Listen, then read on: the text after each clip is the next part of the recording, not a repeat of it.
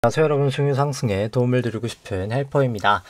증시가 아주 급격하게 관세 이슈 때문에 하락을 했다가 재차 반등을 하고 있습니다. 국내도 마찬가지고 이제 미국 쪽도 국내만큼은 아니지만 이제 꽤나 많이 반등을 한 상태입니다. S&P도 그렇고 나스닥도 그렇고. 근데 그럼에도 불구하고 지금 이슈가 되고 있는 부분은 이제 달러 부분과 이제 미국채 금리가 거의 3.8 수준에서 거의 4.6까지도 갔었다가 지금은 4.38 수준입니다만 상당히 급격하게 올랐다는 것입니다. 달러 인덱스도 보시면은 상당히 많이 하락을 했고요. 이제 결국 달러에 대한 사람들의 신뢰가 깨져가고 있다. 이제 이렇게 볼 수 있을 텐데 사람들이 이제 결국 지금은 다시 좀 증시도 올라가고 하니까 좀 낙관적인 모습을 보려고 합니다. 이제 연준 풋, 파월 풋, 트럼프 풋, 여러 가지 풋 이제 이런 얘기를 많이 하고 있는데 결론적으로 얘기를 해드리면 불가능한 얘기입니다. 그러니까 과거에는 가능했었는데 이때까지 계속 가능했었는데 이제 현재는 불가능한 얘기다라는 걸 좀 말씀을 드리고 먼저 오늘은 전반적인 얘기를 하려고 합니다. 첫 번째는 이때까지 우리가 했던 거를 한번 살펴보죠. 그냥 이때까지 어떻게 흘러왔는가 그냥 주가를 보면서 한번 생각해 보죠.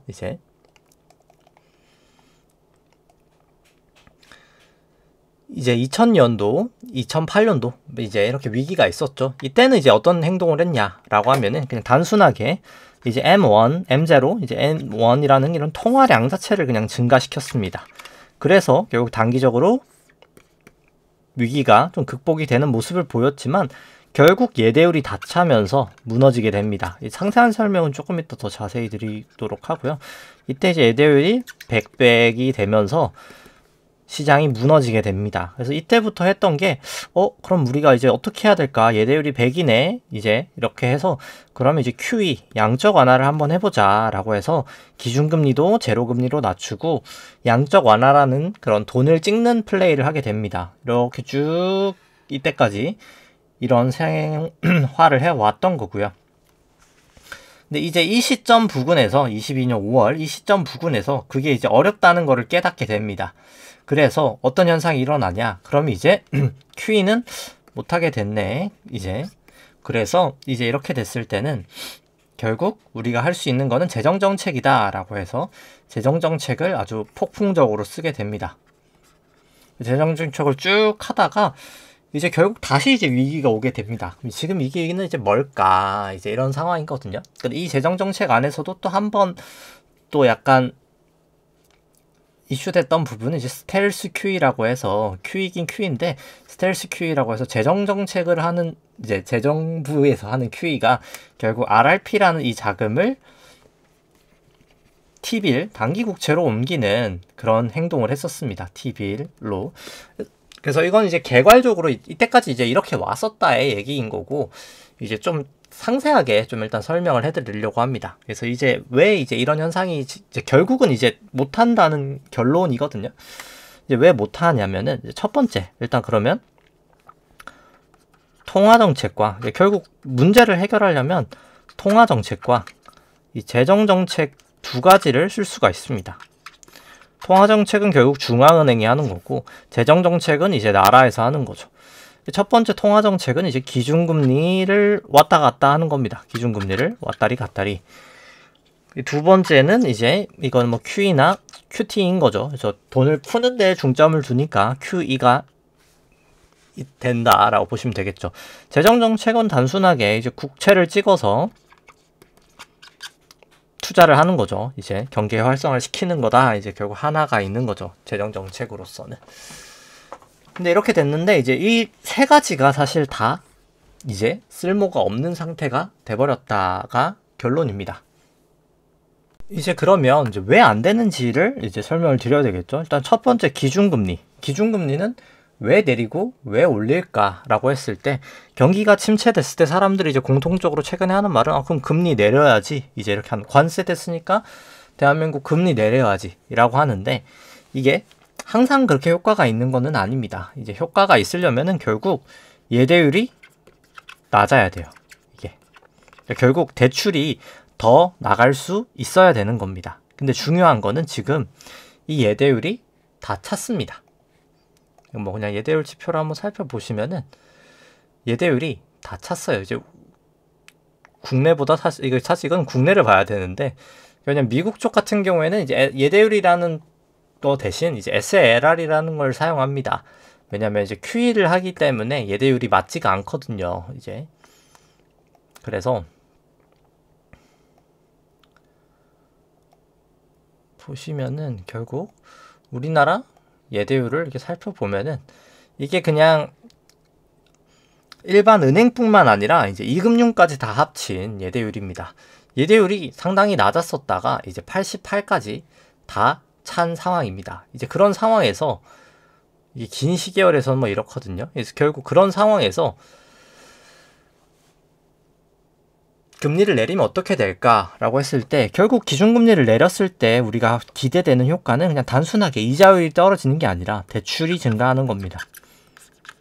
그냥 단순하게 아파트 가격으로 생각해 보죠. 뭐 잠실에 한 2, 30억 아파트를 하는데 금리가 뭐 마이너스 3%로 주신다고 해서 집을 사실 수가 있나요? 이제 그런 거죠. 결국 그러니까 금리가 마이너스 3% 간다고 쳐도 대출이 안 되면 대다수의 사람들이 집을 사지 못합니다. 그렇기 때문에 대출이 되냐 마냐가 이 자산 시장에서 아주 중요한 영향을 하죠. 근데 예대율이 이미 다 찼다. 이제 90이면 다 찬 거거든요. 다 찼으면 어떻게 될까? 그럼 그냥 금리만 내려갈 뿐 대출이 증가되지 못하기 때문에 미치는 영향이 없습니다. 그래서 기준금리는 지금 미국도 SLR이 다 찼고 우리나라도 예대율이 다 찬 상황에서 기준금리 정책은 뭐 사실 큰 의미가 없게 됩니다. 그래서 지금 뭐 한국은행 봐도 3.5에서 2.7로 내렸는데 경기는 더 안 좋죠. 이제 그럼 뭐 0까지 내리면 뭐 경기가 좋아질까? 이게 대출이 나가는 사이클에서는 그게 가능하겠지만 지금은 그게 불가능하다라는 얘기입니다.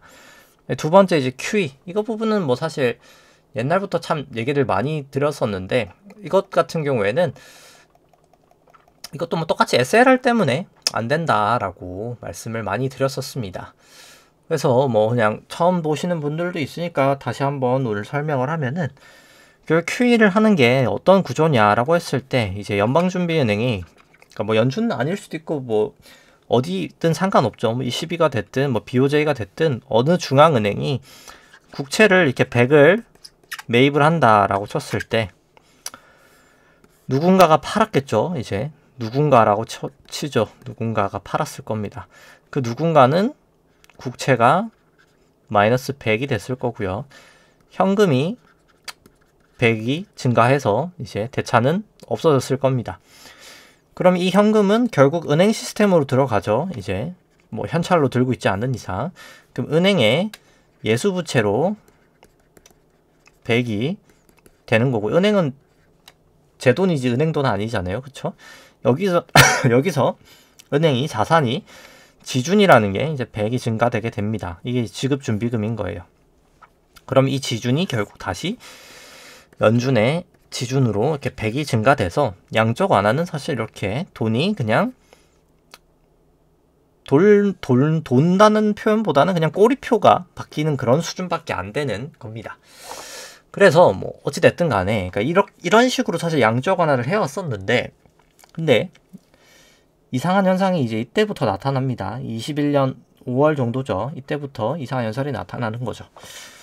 이때부터 지준이라는 이 계정이 증가되지 못합니다. 이제 그게 매번 말씀드리는 SLR 때문에 그렇고, 이게 결국 은행의 자본 규제 비율인데 자본 나누기 그냥 간단하게 자산이라고 생각하시면 됩니다.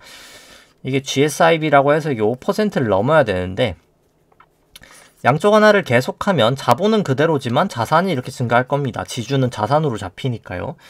그렇기 때문에 모든 은행들이 이제 거의 5% 근처에 이때 다 도달하게 된 겁니다. 그럼 어떻게 될까요? 그렇게 됐을 때 이제 결국 이게 연준의 4가지 이제 큰 부채 요인인데, 유통통화는 그냥 프린트된 달러 같은 느낌이라 뭐 크게 변동이 없고요. 지급준비금이 이제 양쪽 하나 하면 일반적으로 증가하는 얘가 이제 못 늘어나는 거고, 이제 재무부 일반 계정은 이제 TGA 결국 정부 현금이기 때문에 뭐 정부의 컨트롤이기 때문에 연준이 조정할 수 없고요. 이 리버스 레포라는 게 결국 증가되게 됐던 겁니다. 그래서 리버스 레포가 이제 이만큼 많이 크게 증가됐던 거죠. 이 지준이 증가되지 못하고 있었으니까요. 그럼 이제 지금 같은 경우에는 그럼 다시 이제 QE를 할 수 있을까라고 반문을 해봤을 때 일단 불가능하다, 거의 이제 불가능하다로 기결이 됩니다. 왜 불가능하냐라고 생각을 했을 때 일단 여전히 SLR은 거의 다 차 있는 상태입니다. 그래서 지급 준비금이라는 거는 많이 늘어나지는 못할 상황이에요. 그럼 결국 RRP가 또 증가가 돼야 되거든요.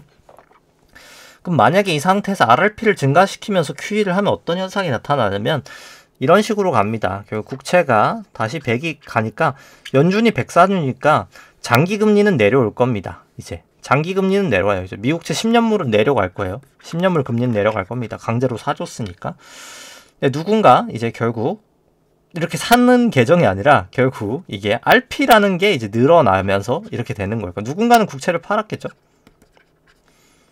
100, 현금 100 이렇게 될 텐데 이 현금이 이제 결국 지준으로 들어가야 되는데 지준으로 들어가서 이제 해야 되는데 결국 RP로 다시 이렇게 빨려가는 그런 현상으로 나타나게 됩니다. 이 현금이 결국 이제 RRP라는 걸로 들어가야 돼요. 그러니까 은행 시스템으로 들어가는 게 아니라 그냥 바로 RRP로 이렇게 잠겨 들어가는 그런 현상이 돼야 됩니다. 그렇기 때문에 그러니까 여기가 과정이 있지만 이건 그냥 시간 관계상 생략을 하도록 하겠습니다. 결국 그래서 이게 RRP로 결국 다시 이제 빨려 들어가는 그런 시스템이 되기 때문에 그럼 어떻게 될까? 그럼 단기금리 시장 돈은 또 다시 사라져요.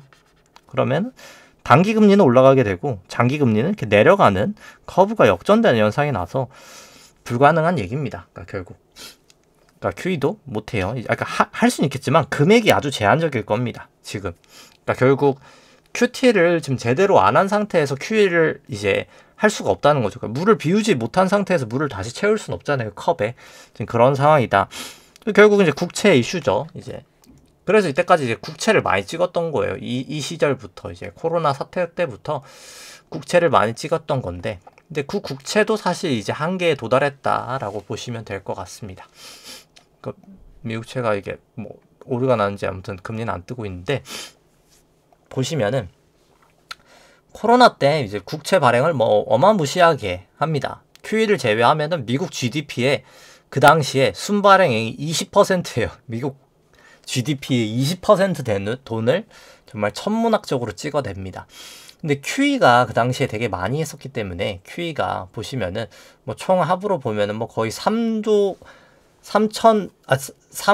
2천억 달러, 그러니까 어마어마한 금액을 QE를 해줬기 때문에 실제로 그냥 국채만 봤을 때 GDP의 9% 정도 발행, 물론 이제 9%도 정말 천문학적인 수준입니다만 그랬었고 21년도도 6.4 어마어마한 수준이었습니다. 근데 22년도부터 이제 이게 QE가 이제 사실 끝나죠. 그러고 나서 이제 QT의 세상이 됩니다. 그러니까 이때부터 이제 국채 발행에 문제가 생기게 됩니다. 그래서 21년도까지 증시가 이제 22년도까지 증시가 좋지 않았다가 근데 23년도에 보면은 국채를 많이 찍었는데 증시는 좋았단 말이죠. 24% 올랐습니다. 그러니까 이게 아까 말해드렸던 스텔스 QE 때문이라고 보시면 됩니다. RRP의 돈이 다 이 T빌 단기 국채로 찍혔기 때문입니다. 그래서 이 당시에 보면은 QE를 제외하면은 단기 국채가 거의 2조 달러 찍혔지만 장기 국채는 4천억 달러밖에 찍히지 않으면서 다 단기로 조달할 수 있었죠. 자, 이게 결국 24년도까지도 흘러가게 됩니다. 24년도도 결국 RRP가 감소하면서 이게 다 결국 T빌로 치환이 됐었다라고 보시면 됩니다. 근데 이때는 그나마 장기 국채도 많이 찍었어요. 그래서 이때도 장기 금리는 그래도 좀 올라가는 현상이 나타나게 됐었습니다. 이제 그런 상황에서 25년을 맞이하게 됐는데 이제 문제는 이 RRP가 이제 거의 0에 수렴하는 1,000억 달러밖에 남지 않았다는 겁니다. 그럼 이 상황에서 결국 미국 국채는 계속 이렇게 찍어대야 되는데 지금 EQ까지만 해도 GDP의 3.2% 찍어야 되는데 누가 사주냐 이거죠. 결국 누가 사주냐 이겁니다. 이때까지는 연준이 사주고 그 다음에는 이제 RRP가 결국 TB를 다시 사줬었는데 이제는 그거 아무것도 없다는 거죠. 그럼 이제 누가 사주냐? 그래서 이제 트럼프가 이제 결국 관세를 통해서 이제 그런 빚들을 다 없애보려고 하는 겁니다. 이제 인플레이션도 유발을 시켜보고, 이제 인플레이션 하면 결국 빚쟁이들한테 좋은 거잖아요. 이제 그러다 보니까 공을 붙이려고 하는 그런 부분도 있고, 그리고 이제 그 관세를 토대로 이 재정 부담을 좀 줄여보려는 의지도 있고, 그런 두 가지 요인으로 사실 관세 정책을 하고 있는 거다라고 보시면 됩니다. 잘 모르시는 분들은 그냥 트럼프 미친 거 아니냐, 그래서 트럼프 관세만 철회하면은 다시 증시가 쭉쭉 갈 수 있지 않을까, 이제 이렇게 생각을 많이 하시는데, 문제는 관세가 아니라 사실 이 국채 발행 문제입니다. 결국 지금 금리를 내려도 안 되고 QE도 안 되는 상황에서 이 국채를 결국 어떻게 할 거냐, 이 문제인 거죠. 이 시장이 이제 그거를 알고 나서 금리가 결국 다시 이제 튀고 있다는 겁니다. 물론 뭐 잠깐 빠졌다 갈진 모르겠지만, 저는 뭐 사실 긴 시계열로 봤을 때 이 0.3까지 떨어졌던 이 국고채가 5%까지 갔다가 지금 ABC 조정 맞고 다시 새 출발을 할 거라고 봅니다. 물론 여기서 이제 ABC, A, B, C로 갔다가 그 다음에 갈지는 뭐 사실 뭐 정확하게는 모르겠지만, 뭐가 됐든 간에 국채 금리는 어마무시한 랠리를 할 거라고 봅니다. 뭐 믿지 못하실 수 있겠지만, 저는 사실 뭐 한 11%에서 13%까지 갈 거라고 봅니다. 다음 사이클은. 네. 제가 사실 요때는 5% 갈 거라고 생각을 했었거든요. 이때 방송을 했나 모르겠는데, 아무튼 이 당시엔 제가 한 5% 갈 거라고 그 당시에 이제 회사에서 많이 얘기를 했었습니다. 그게 결국 뭐 그때 이제 뭐 사실 애널리스트 분들은 다 뭐 말이 안 되는 소리다, 무슨 5%냐, 뭐 2% 3%도 못 간다 이랬었는데, 뭐 결국 5% 갔죠. 지금은 뭐 지금도 똑같은 소리를 듣겠지만, 저는 한 11에서 13% 정도 미국채는 결국 긴 시계열로 가리라 생각을 합니다. 그래서 결론은 기준금리를 내려도 소용이 없고, QE도 못하고 제대로 할 수는 있어요. 근데 금액 자체가 엄청 작을 거고, 그 다음에 이제 결국 재정정책도 이제 답이 없는 상태에 왔다. 그러니까 사실 시장이 무너지는 거다라고 생각을 해주시면 될 것 같습니다. 그 다음에 이제 전반적인 거 다 살펴보죠. 이제 그래서 밸류에이션 살펴보면, 코스피 일드갭 살펴보면 여전히 고평가 영역입니다. 여전히 비싼 상황이고요. 페드 모델로 봐도 뭐 여전히 비싼 상황입니다. 긴 시계열로 봐도 뭐 페드 모델로 보나 일드갭으로 보나 뭐 둘 다 비싸고요. 뭐 코스닥도 뭐 마찬가지인 상황입니다. 그 다음에 뭐 S&P랑 코스피 뭐 같이 돼 있는 걸 보신다 하더라도,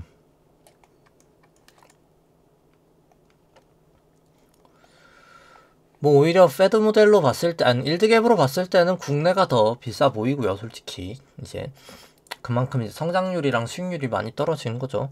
그 다음에 페드 모델로 봐도 여전히 비싼 밸류다라고 보여집니다.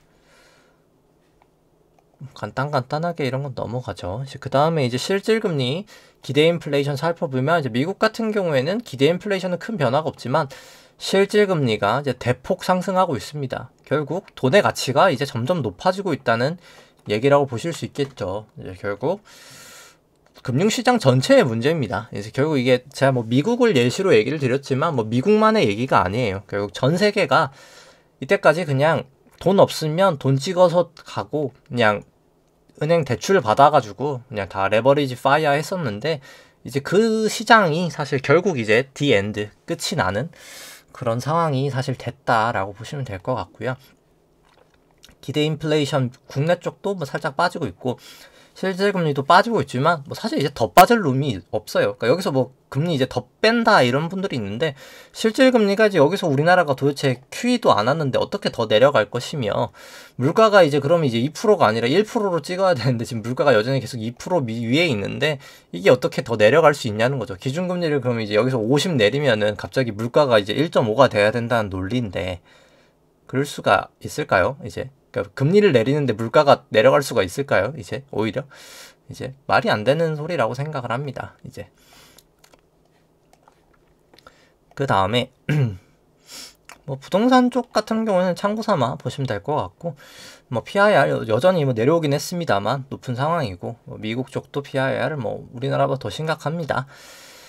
실질 주택 가격 같은 경우에도 뭐 너무나 높은 상황이고, 그나마 이제 뭐 코어 상업용 부동산이나 그냥 상업용 부동산은 좀 많이 빠지긴 했습니다만, 뭐 저는 더 빠지지 않을까라고 보고 있긴 합니다. 뭐 실질 아파트 주택 가격 지수도, 아파트 가격 지수도 여전히 높은 상황이고, 뭐 KRX 금연별 가격 같은 경우에 91%니까 뭐 그냥 이제 실제 글로벌 금 가격하고는 뭐 큰 차이는 나지 않는다. 이제 그렇게 보시면 될 것 같습니다. 이제 그 다음 나머지는 그냥 참고 삼아 데이터들 보시면 될 것 같고요. 이제 건설 경기가 뭐 그냥 눈에 띄게 무너지고 있죠, 지금. 그게 결국 대출이 못 나가서 그렇습니다. 지금 이제 예대율이 다 찼기 때문에 부동산의 시장도 사실 끝이 났다라고 보는 게 맞을 것 같고요. 뭐 규제를 하는 게 문제가 아니라 사실 규제를 안 해도 망가질 겁니다. 그러니까 결국 규제를 풀면은 그러니까 토지허가자에 하면서 잠깐 부동산이 반등을 했지만 그게 오래 지속을 못 해요. 그러니까 왜냐면 대출이 거의 급속도로 빠져나가기 때문에 실제로 그러니까 결국 1년 해야 될 대출이 뭐 그냥 한 3개월 만에 대출이 동나는 그런 현상을 사실 정부가 지금 막으려고 하고 있다라고 보시면 됩니다. 뭐 나머지는 참고 삼아 보시고 그 다음에 이제 버핏 지수 같은 경우에는 뭐 급격하게 내려왔다가 다시 좀 올라가긴 했지만 여전히 높은 수치입니다. 절대 수치로는 상당히 높은 수치다라고 보시면 될 것 같고 국내 쪽 같은 경우에 크레딧 스프레드는 좀 오히려 이제 비율상으로는 벌어지는데 아무래도 이 부분은 그냥 국고금리가 많이 빠진 부분이 좀 가장 크다라고 보실 수 있겠고 여전체랑 회사채 스프레드도 약간은 벌어지고 있습니다. 뭐 그냥 정상으로 돌아갈 거라고 생각을 하고요. 지금 뭐 너무 과잉이긴 합니다. 그 다음에 뭐 상대 강도 같은 경우에는 뭐 미국 쪽 오랜만에 그래도 100은 넘어갔고요. 이제 음식료가 그래도 상대적으로 좀 강한 편이고 운수 장비도 뭐 계속 좀 강한 편이고 전기가스가 아무래도 조금 최근에 여러 이슈 테마들이 있죠. 그러다 보니 좀 강한 편입니다. 통신도 방어수다 보니까 나쁘지 않은 상황이고요. 전반적인 추세들은 뭐 그냥 참고 삼아 보시면 될 것 같습니다. 그래서 뭐 이 추세 같은 경우는 계속 왔다 갔다 해요. 영원히 올라가는 추세도 없고 영원히 내려가는 추세도 없습니다. 결국 상대적으로 계속 왔다리 갔다리 한다. 이제 그렇게 보시면 되겠죠. 그래서 오히려 이제 이렇게 오면은 이건 이제 결국 거의 끝나간다. 뭐 이렇게 보면 되는 거죠. 이제 그런 느낌으로 뭐 보시면 될 것 같고 그러니까 상대 지표라고 보시면 될 것 같고 수급 쪽 살펴보면은 S&P 상업용 순 포지션 같은 경우에는 아무래도 이제 급강을 했습니다. 숏 포지션이 확 줄었다. 보실 수 있고 나스닥 같은 경우는 소폭 늘긴 했지만 규모의 차이가 납니다. 이게 거의 10배수 차이예요.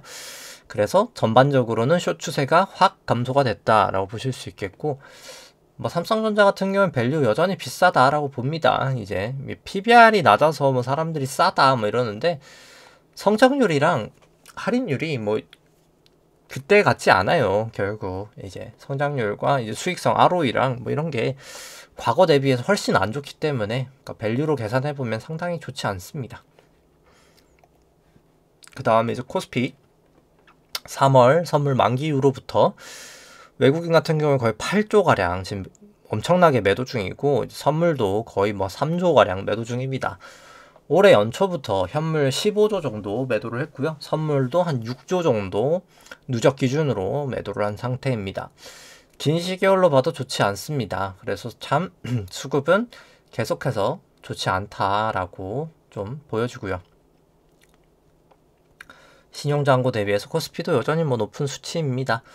뭐 코스닥 같은 경우에는 따로 설명을 생략하도록 하겠습니다. 여기도 뭐 외국인 수급은 뭐 더욱 좋지 않고요. 긴 시계열은 여기는 뭐 수급이 더욱더 최악입니다. 네.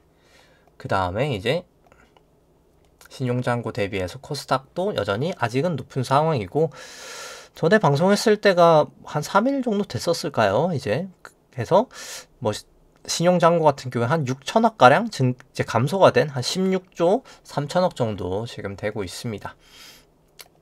그 다음에 뭐 BS 연준 BS 움직였던 거 뭐 살펴본다라고 하면은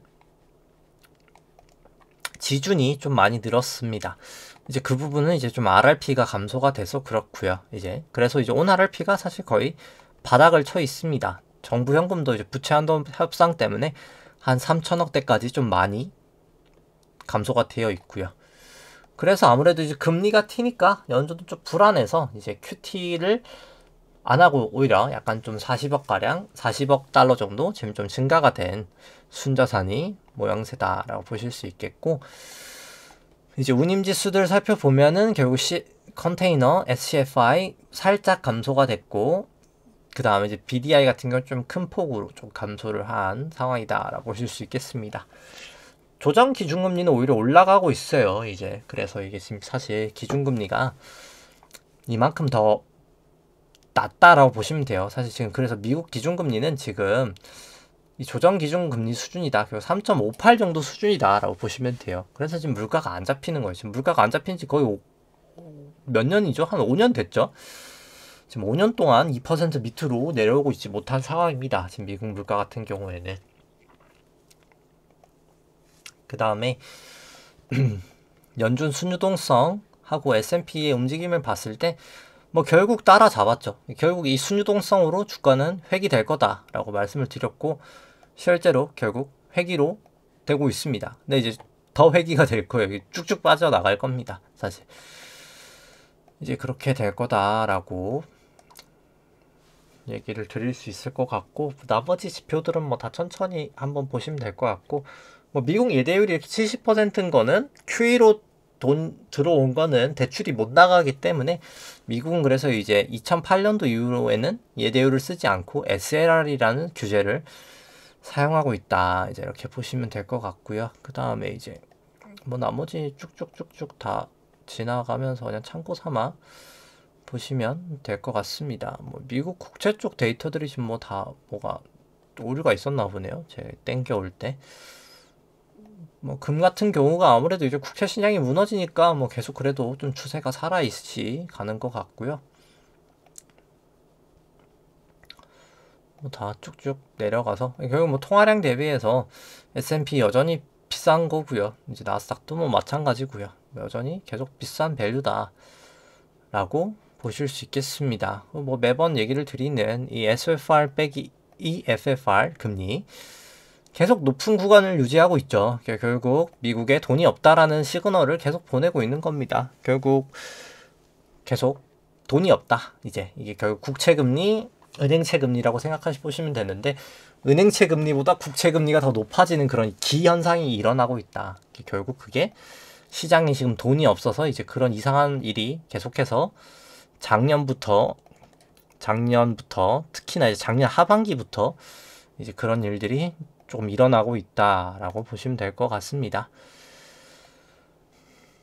뭐 그런 상황이다라고 보시면 될 것 같고요. 그러니까 결국 물을 비워야 채울 수 있을 텐데 결국 이 연준 총자산 대비 GDP가 20 밑으로 내려와야 되는데 20 밑도 안 하는데 지금 QE의 얘기를 한다는 것 자체가 시장이 얼마나 마음이 급한지를 좀 나타내고 있는 게 아닌가라고 생각을 합니다.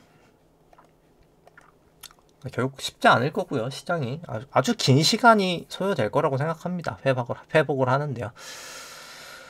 그래서 뭐 간단한 지표들 먼저 이제 다 보면은 이제 결국 코인부터 이제 좀 추세를 보도록 하죠. 이제 참고 삼아 이건 이제 보시면 될 것 같고, 이제 일단 뭐 일봉 추세로 봤을 때는 다 숏은 아니고 오히려 비트코인은 이제 롱 추세긴 하네요. 이제 롱 추세.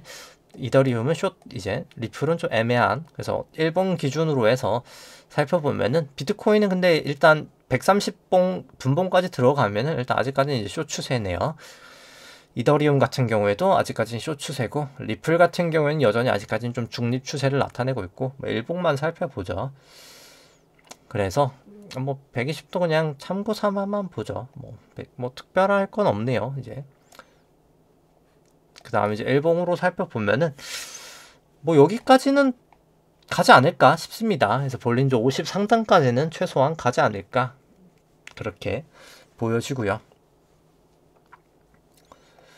뭐 나머지는 뭐 그렇게 특별한 거는 없는 것 같습니다. 그래서 이제 이더리움 같은 경우에도 뭐 특별할 건 없죠. 이제 그냥 반등을 좀 할 때가 된 것 같기는 하다, 이런 모습입니다. 200일 볼린저도 벌어져 있고 여기도 모여 있고, 여기는 이제 뭐 좀 애매하긴 하죠. 이제 여기도 모여 있고 여기도 그래도 벌어져 있다고 봐야 되니까 한번 반등은 좀 줘야 될 모양새가 아닌가. 이제 계속해서 이더리움은 뭐 그렇게 보고 있습니다. 뭐 RSI도 그렇고요. 뭐 리플 같은 경우에는 뭐 참고 삼아 보기에는 뭐 여긴 좀 변동성이 워낙 크기는 해요, 사실. 그래서 좀 보기는 어려운 부분은 있긴 하고, 사실 그냥 이격도나 이런 걸 좀 참고 삼아 보시면 될 것 같고, 뭐 여기도 특별하게는 없고 그냥 좀 반등 추세에 있는 것 같다. 이제 그 정도로 보실 수 있겠습니다. 그 다음에 이제 나머지 이제 금리나 이런 부분 살펴보면 국내와 근데 이제 미국 금리가 완전히 방향성이 달라요. 미국 금리는 올라가고 있고 국내 금리는 내려가고 있고. 근데 이게 결국 딱 그 두 나라예요. 중국과 한국. 그 외. 어느 나라의 금리를 결국은 따라갈 거라고 생각하시나요? 여기는 이제 결국 부동산이 많은 나라예요. 가계부채가 많은 나라. 그래서 금리가 올라가면은 나라가 이제 망가지는 나라들이 이제 인위적으로 정부에서 여러 가지 이제 그런 인위적인 정책으로 금리를 누르고 있는 거고, 자유 시장에 맡겨서 금리가 이제 올라가게 냅두는 나라가 그 외의 나라입니다. 뭐 답은 정해져 있는 것 같죠? 사실 결국은 어디로 갈지는 뭐 정해져 있다라고 보여집니다. 그래서 이제 좀 방향성이 좀 많이 다르긴 하고요. 우리나라가 그 전 세계 두 나라 중 하나라는 게 어떻게 보면 좀 슬픈 일인 거죠. 이제 결국 이 금리가 올라갈 때 결국 더 큰 타격을 받을 나라에 속해 있는 그 두 나라에 우리나라가 포함되어 있다라고 보시면 될 것 같습니다. 그래서 뭐 달러는 최근에 많이 약세였고, 근데 사실 원달러보단 달러 인덱스가 더 약세긴 합니다만, 아무튼 뭐 그렇습니다. 그래서 금 같은 경우에는 강세고 WTI 약세, 삼성전자는 약세, 애플도 약세, 마이크로소프트랑 엔비디아는 최근엔 좀 그래도 올라가고 있는 추세였다라고 반등하고 있었다라고 보시면 되겠죠. 이제 국고 3년물 다시 이제 롱 추세, 국고 10년물도 롱 추세, 미국채 10년은 쇼 추세로 돌아섰고요. 달러 같은 경우에는 중립으로 돌아섰고, 금 같은 경우는 다시 롱 추세로 돌아왔고요. WTI 같은 경우에는 쇼 추세로 돌아왔고, 삼성전자는 아직까지는 중립입니다. 애플 같은 경우에는 여전히 쇼 추세고요. 마이크로소프트는 중립으로 돌아왔고요. 이제 엔비디아 같은 경우에도 중립으로 다시 돌아왔습니다. 그래서 뭐 추이를 살펴보면은 국고 같은 경우에는 뭐 거의 갈 때까지 갔다고 봅니다. 그래서 여기까지 더 살짝 빠질 수는 있겠네요. 이제 약간은 더 빠질 수는 있다.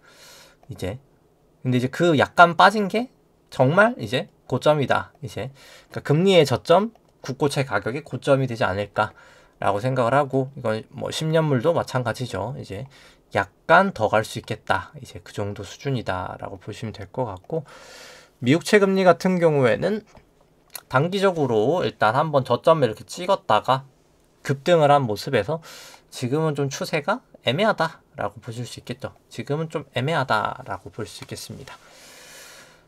근데 뭐 결국 길게 봐서는 올라가는 추세라고 보고요. 달러 같은 경우에는 이제 여기서 벌어지고 모여 있으니까 50은 뭐 사실 조금 그러니까 과매도라는 생각은 들고요. 이제 근데 이제 200은 아직까지는 조금 애매한 모습, 네, 이제 그런 모습을 보이고 있긴 합니다. 최근 단기적으로는 좀 사실 많이 빠졌죠. 이제 그런 상황이다라고 보시면 될 것 같고, 금 같은 경우도 다시 재차 급등을 해버렸다. 그래서 쭉쭉쭉쭉 그냥 급등을 하는 상태로 흘러가고 있습니다.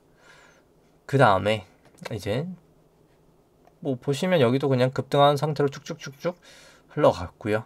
그 다음에 이제 기준선 같은 경우에도 와서 조금 이제 과매수기는 한 것 같기는 합니다. 근데 이제 그럼에도 아까 말씀드린 것처럼 사실 뭐 그런 상황에서 사실 롱을 친다고 쳤을 때는 뭐 또 급만한 게 없는 것도 사실이긴 합니다. 이제 결국 인플레이션 오면서 경기 침체되는 상황, 그 스태그 상황에서 뭐 급만한 게 또 없는 게 사실이라 또 금이 계속 사실 잘 빠지지는 못하고 있는 거라고 생각을 하고요. 뭐 WTI는 이제 완전한 과매도 영역에 들어섰다라고 보실 수 있겠죠. 이제 반등은 할 거라고 보고요. 기술적으로는 뭐 완벽한 과매도 상황으로 사실 진입을 했습니다.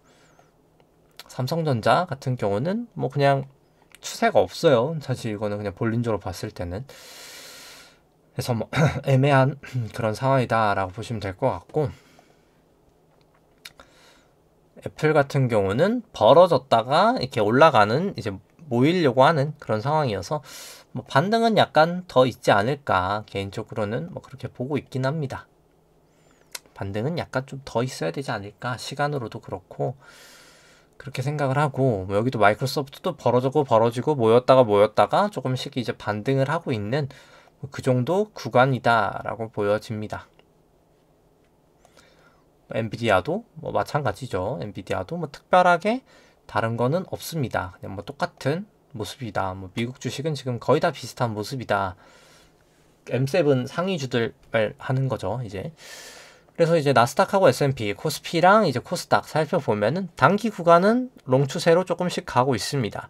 근데 여전히 일봉 추세는 숏 추세에 더 가깝고요. 뭐 빅스 같은 경우에는 좀 내려가는 추세에도 돌아오긴 했지만 이제 국내 쪽 같은 경우에 이제 롱 추세에 조금 더 가까운 상황까지 와버렸다라고 보실 수 있겠고, 근데 지금은 그냥 점수화로 시켰을 때 그냥 롱도 아니고 숏도 아닌 게 더 정확하다라고 보실 수 있겠습니다. 그래서 일봉으로 살펴보면은 여전히 일단 아직까지 나스닥은 숏 추세고요. S&P도 여전히 숏 추세, 코스피도 여전히 숏 추세, 이제 코스닥도 여전히 숏 추세다라고 보실 수 있겠습니다. 빅스 같은 경우도 보시면은 쭉쭉쭉쭉 올라오다가 내려가고 있죠. 이제 모였다가 내려오고 벌어졌고 벌어지고 했기 때문에 변동성은 결국 내려갈 수밖에 없었던 운명이긴 하고요. 그래서 뭐 많이 내려왔습니다. 뭐 V코스피도 뭐 모습이 다르진 않기 때문에 참고 삼아 보시고 뭐 똑같습니다. 올라갔다가 내려왔고요. 뭐 나스닥 현물 120분봉 보면은 결국 벌어지고 모이고 모였을 때가 최저점이었고, 결국 지금 많이 이제 좀 반등을 한 상태인데, 뭐 모습을 보면 조금 더 반등해도 이상하지는 않겠다라는 생각이긴 합니다. 근데 뭐 떨어져도 이상하지도 않아요. 그래서 이건 뭐 조금 이따 차트 때 보도록 하고, 그러니까 결국 조심은 계속 해야 됩니다. 뭐 120분봉 선물도 특별히 모습이 뭐 다르진 않습니다. S&P도 뭐 마찬가지죠. 이제 뭐 설명해 가도록 하고, 이제 나스닥 일봉으로 봤을 때 벌어지고 모이고 모였을 때가 결국 저점이었고, 지금 반등을 꽤나 하고 있는 상황입니다. 변동성은 뭐 어마무시하게 커졌죠. 1당 5.5% 변동성이니까 뭐 어마무시하죠. 14일 동안 결국 하루에 주가가 5.5% 변동했다는 겁니다. 뭐 어마어마한 수치죠, 이게.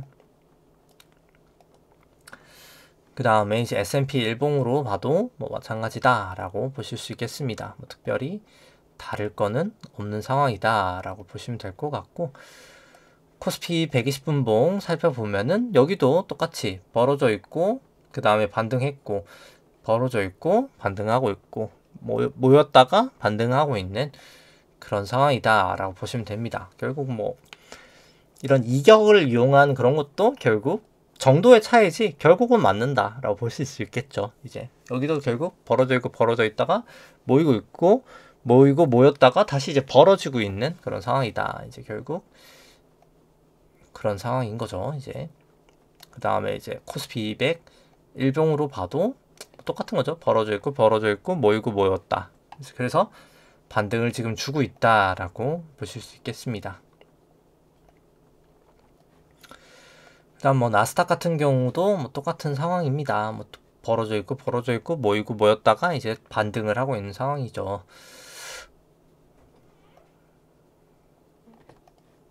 그 다음에 이제 결국 차트들을 살펴보면은 이제 국내 쪽 같은 경우에는 긴 시계열로 봤을 때 장기 추세로 보면은 결국 여기 구름대가 없죠, 이제.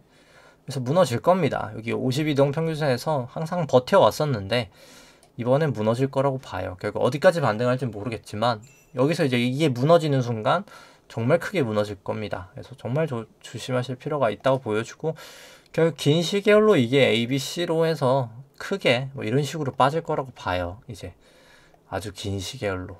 근데 사실 더 긴 시계열일 거라고 봐요. 저는 사실 시간은. 그래서 이게 그냥 제가 보시기 편하게 이게 그려놓은 거지, 꽤나 오랜 시간 동안 저는 침체 영역으로 갈 거라고 봅니다. 그러니까 수단이 없기 때문에 그렇죠. 결국 200일 여기 지나가니까 뭐 이런 식으로 해서 끝날 것 같아요. 이런 식으로 해서 이제. 근데 주가의 회복이 아마 오랜 시간 동안 되지 않을 겁니다. 이게 명목으로 생각했을 때. 3주봉으로 봐도 결국 주가라는 존재가 지금 200일 이동평균선에서 계속 좀 지지가 되어 왔었는데 이번에도 200에서 지지가 됐죠. 이제 그 다음에 결국 여기가 깨지면은 정말 와장창 저는 무너질 거라고 생각합니다. 이게 딱 A, B, C로 일단 세게 무너질 거라고 보고요. 주봉으로 봐도 200은 이제 다시 뚫렸죠. 그래서 구름대도 그렇고 역대 가장 안 좋은 차트 모습이죠. 이게 지금 사실 최근 기준으로 이 모습들을 봤을 때 정말 최악의 모습이다 라고 지금 볼 수 있을 것 같습니다.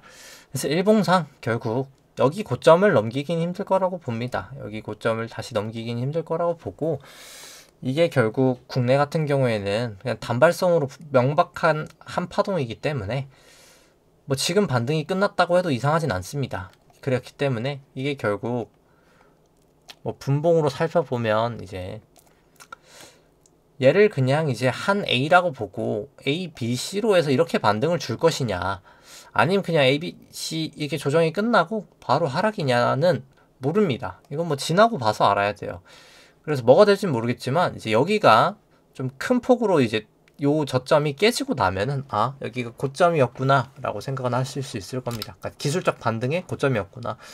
근데 뭐가 됐든 간에 이게 뭐 이렇게 바로 빠질지 아니면 이렇게 갔다가 뭐 이런 식으로 갔다가 빠질지는 모르겠습니다만, 중요한 거는 이제 여기는 롱 자리는 아니라는 거죠. 이제 이게 그다음 뭐 코스닥도 마찬가지입니다. 그러니까 모습상으로 봤을 때는 확률적으로도 그렇고 A, B, C의 가능성이 전 더 크다고는 봅니다만, 이게 뭐 모른다는 거죠, 정확하게. 그렇기 때문에 이제 정말 위험 관리를 하셔야 될 상황이다라고 보여지고, 뭐 미국도 마찬가지죠. 근데 미국은 살짝 다른 이유가, 미국은 이게 그냥 1, 2, 3으로 봐도 이상하진 않습니다. 그래서 여러 가지 확률이 있어서, 아니면 이게 3의 1, 3의 2, 그러니까 1, 2, 3의 1, 3의 2, 3의 3일 확률도 있고, 그래서 미국도 똑같이 이제 여기가 깨지냐 마냐가 상당히 중요합니다. 근데 이제 미국 같은 경우에 이거 120분봉으로 살펴보면은 뭐 결국 이게 이제 ABC는 한번 나온 것 같거든요. ABC. 근데 이게 ABC가 이제 끝이 났냐? 아니면 ABC가 A고 B고 뭐 C로 이렇게 올라가냐? 뭐 모르겠습니다. 그건 사실 먼저는 알 수가 없어요. 그래서 뭐가 됐든 간에 여기를 일단 깨고 올라가면, 이렇게 깨고 만약에 올라갈 거면 아, 이게 이 전체를 되돌리는 거였구나 라고 생각하시면 될 것 같고, 그냥 깨지 못하고 돌아가면 사실 이게 전체를 되돌렸던 건지 아니면 요만큼을 되돌렸던 건지는 더 지나고 나서 사실 알 수 있겠죠. 이제 그건 이제 사실 지나가면서 좀 봐야 될 것 같은 문제다라고 보시면 됩니다. 근데 일단 반등은 저는 조금 더 하지 않을까라고 일단 그렇게 보고 있습니다. 뭐 빅스나 보시면 되고, 이제 필라델피아 반도체 지수도 결국 반등을 했다가 이런 식으로 해서 다시 한번 반등 좀 주고 끝나지 않을까. 근데 이런 데는 오히려 더 깔끔하게 그냥 1, 2, 3, 4, 5 나왔죠. 그래서 이게 이 전체를 되돌리는 반발 파동이 한 번 정도 이렇게 더 나오지 않을까. 기간이 너무 짧긴 하거든요. 이게 3일로 반등하기에는. 그렇게 생각을 하고, 니케이도 마찬가지입니다. 1, 2, 3, 4, 5로 빠졌고, 그 다음에 ABC 정도 반등 주지 않을까 싶고, 유로 같은 경우가 미국처럼 좀 애매하죠. ABC로 봐도 되고 1, 2, 3의 1, 3의 2, 3의 3으로 봐도 되고, 근데 아마 전체 되돌림일 확률이 전 조금 더 높다고 생각해서 그냥 ABC로 뭐 이런 식으로 반등 좀 줬다가 빼지 않을까 생각을 합니다. 뭐 항생 쪽도 결국 반등은 줍니다만 요 정도 되돌림 반등 정도다라고 지금 계속 보고 있고요. 상해 종합도 마찬가지인 상황입니다. 달러 인덱스 결국 미국을 믿지 못하니까 내려가고 있는데, 중요한 거는 이제 미국만의 문제가 아니라는 거죠. 전 세계가 다 미국 같은 상황입니다. 그래서 다 좋지 않을 겁니다. 이제 전반적으로 달러 원 같은 경우에도 결국 하락하고 있는데, 이제 요 부분을 이제 되돌리냐 마냐가 제일 중요하겠죠. 이제 고점 치고 쭉쭉쭉 빠질지. 근데 원화는 참 펀더멘탈상 이게 참 계속 쭉쭉 빠지기는 저는 쉽지 않다고 생각합니다. 국내 금리가 너무 눌려 있기 때문에 그래요. 이제 이게 미국 2년 금리가 뭐 3.8인데 우리나라가 뭐 2년 금리가 3년 금리가 이제 2.4예요. 이게 사실 말이 안 되는 수준이거든요. 금리 차이가 너무 나기 때문에 쉽지 않을 거라고 보고, 국내 10년 같은 경우에서 구름대에서 결국 걸리고 빠졌지만 다시 이제 한번 뺐다가 상승할 때는 저는 뭐 여기까지는 뭐 뺄 수도 있겠습니다만 결국은 금리는 반등할 수밖에 없다라고 생각을 합니다. 뭐 위안화도 계속 약해지고 있고요. 결국은 WTI는 뭐 이제 이러고 나서 좀 반등 가능성이 저는 좀 더 있지 않나 생각합니다. 금은 일단 뭐 여전히 일단 아직까지는 추세를 타고 있고요. 그래서 뭐 기준선 깨지면 팔고 그냥 다시 올라갔을 때 다시 사고 뭐 이런 전략이 더 맞지 않나 라고 생각을 합니다. 그 다음에 이제 뭐 삼성전자 같은 경우 봐도 결국 이 정도의 되돌림 정도 주고 다시 이제 하락하는 모습이 나오지 않을까 싶고, 애플 같은 경우에도 뭐 여기서 뭐 이렇게 뺐다가 가는 그런 모습으로 반등했다가 다시 이제 하락할 확률이 가장 일단 지금 봐서는 전 좀 높다라고 생각을 합니다. 뭐 엔비디아도 마찬가지고요. 뭐 테슬라도 뭐 마찬가지일 거라고 봅니다. 그냥 여기서 한 번 정도 반등 더 주고 그 다음에 좀 빠지지 않을까. 그래서 요약을 하자면 결국 과거에는 그냥 좀만 힘들면 기준금리 내리고 대출 나가고 돈 풀어서 이제 QE하고 그 다음에 이제 그것도 안 되면 재정정책을 했었는데 이제 그 세 개가 다 이제 거의 손발이 묶여 있는 상황이기 때문에 뭐 아까 얘기 드린 대로 뭐 결국 기나긴 침체를 겪을 수밖에 없다. 이제 이게 기준선에서 한번 걸려줬지만 이 다음에 뚫릴 때는 그냥 기준선 뚫고 나서 정말 지옥으로 이렇게 가지 않을까 생각을 합니다. 뭐 저는 길게는 나서 사실 한 4천까지도 봅니다. 정말 심하게는. 정말 심각할 수 있다고 봅니다. 왜냐면 이제 금리가 이 3차 파동이 저는 사실 13%라고 보거든요. 그러니까 금리가 이때 이렇게 갔었던 것도 지금하고 비슷한 상황인데 지금이 더 심각한 상황이에요. 그래서 금리가 결국 여기서 0에서 5라고 치면은 금리도 저는 5파의 모습으로 갈 거라고 봅니다. 결국 0에서 5까지 갔다가 지금 3.6까지 빠졌던 거죠. 그 다음에 이제 결국 다시 11에서 13 갔다가 또 다시 빠지고 그 다음에 이렇게 올라갔다가 이러고 나서 이제 기나긴 하락을 맞을 거라고 생각을 해요. 그래서 이게 쉽지 않을 거라고 생각합니다. 그래서 생각보다 되게 긴 시간이 될 거라고 생각합니다. 이 망가지는 시간이. 그래서 좀 계속해서 좀 조심하실 필요가 있다고 생각을 하고요. 네, 오늘 방송 여기까지 하도록 하겠습니다. 네, 좋아요와 구독 누르시면 감사하겠습니다. 이상입니다.